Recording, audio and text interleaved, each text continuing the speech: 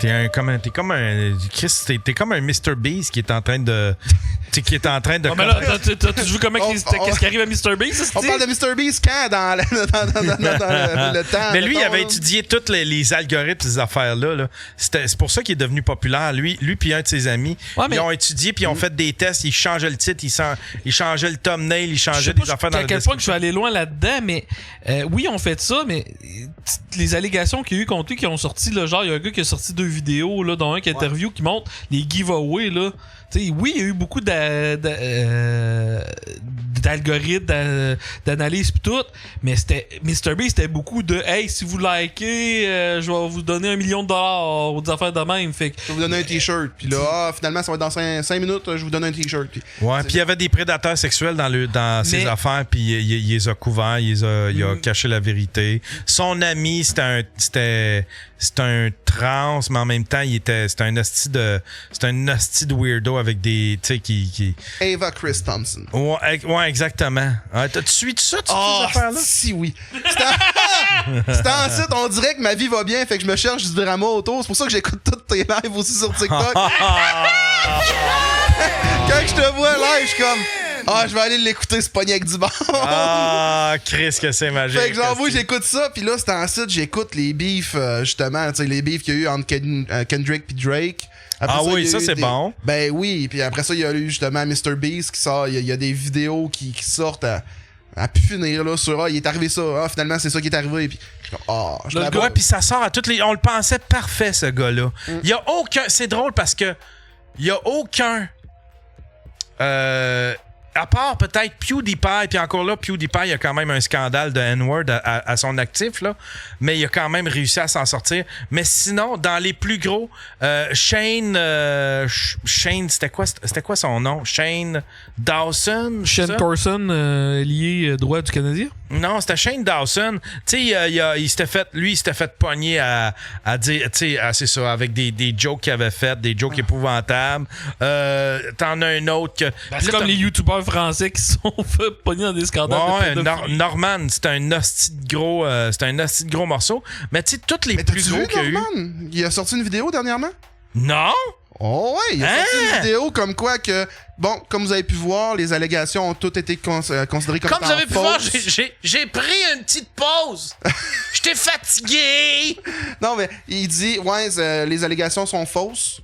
Puis là, il s'est remis un orteil dans l'eau pour dire, OK, il a pris la température, savoir si je reviens. Mais il a sorti une vidéo dernièrement. Ouais. Non. Puis il avoue rien là-dedans. Non, il dit, j'ai eu des torts, mais les allégations sont fausses. Ou de quoi du genre. Puis, il a fait un Chris D'Elia. Il a fait... Exact, ça, la technique, ça, c'est super simple. Si jamais ça t'arrive, puis... je t'écoute. Si jamais ça t'arrive, tu t'excuses, mais tu t'excuses pas sur quoi on t'accuse. OK? Tu t'excuses de t'être fait pogner, genre. Ouais, si admettons, on t'accuse d'avoir d'avoir envoyé des messages à des mineurs, admettons, tu fais comme je m'excuse, c'est vrai que je suis inapproprié puis que j'ai un problème mais faut pas t'adresser jamais les accusations dont tu fais mention. C'est vrai que j'ai un problème d'attitude puis mais faut pas que tu fasses autour du pot. Ouais, tu sais comme Chris D'Elia, il fait comme si, dans le fond, faut que tu fasses comme si les gens t'accusaient d'autres choses. Tu fais comme c'est vrai, vous avez raison que des fois, je m'habille pas bien, tu sais. Mais c'est pas ça, là. C'est pas de ça qu'on t'accuse, là. Nous autres, on t'accuse d'avoir essayé d'approcher des enfants.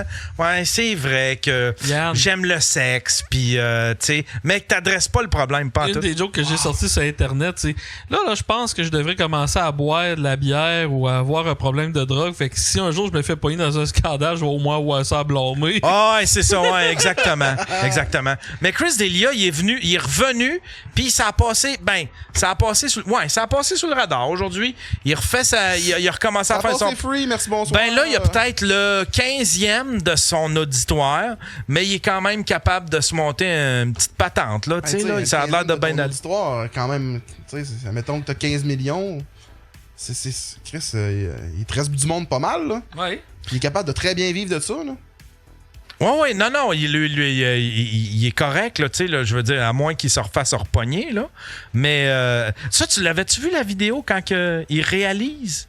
Ben, c'est une vidéo, je sais pas.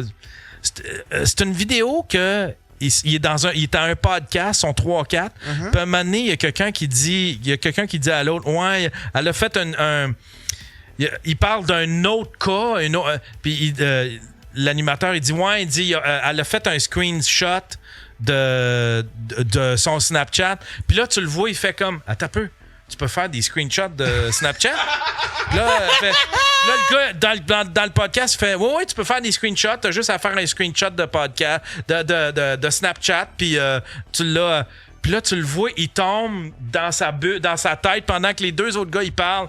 Lui, il est là dans sa tête. C'est drôle, là. Qu'est-ce que c'est drôle. Peux-tu le voir, ce vidéo-là? Ouais, y a-tu quelqu'un qui peut nous le trouver dans le chatroom? On va le faire jouer. C'est la vidéo. Quand Chris D'Elia découvre que tu peux prendre des screenshots de Snapchat, Chris, que c'est drôle. C'est l'affaire la plus drôle au monde. Il y a T'avais-tu vu Dr. Disrespect? Lui aussi. Tu vois, il utilise la même technique. C'est-à-dire qu'il adresse un problème qu'on lui a jamais attribué. T'sais? Fait qu'il fait comme si... ouais. Mais il avoue qu'il y a eu des conversations indécentes avec des mineurs, mais il disait que c'était pas sexuel. Puis là, après ça, il a supprimé des messages. En tout cas, il a réédité la vidéo, je sais pas trop. C'était pas une vidéo, c'était un texte. Il a réédité le texte genre 3-4 fois après. Là. C'est comme... Il y a Nico Québec qui nous a trouvé la vidéo. Yann, moi, je trouve courageux de cliquer sur un lien que le chat y envoie de même. On l'essaye. But hold on a second. How did it come out? Like, how did they... The boy's mother ended up finding her. Finding haters. It? What do you mean? Snapchat goes away, right? How they... He probably saved it. You can screen record, take screenshots. Wow. You gotta know that that's gonna happen.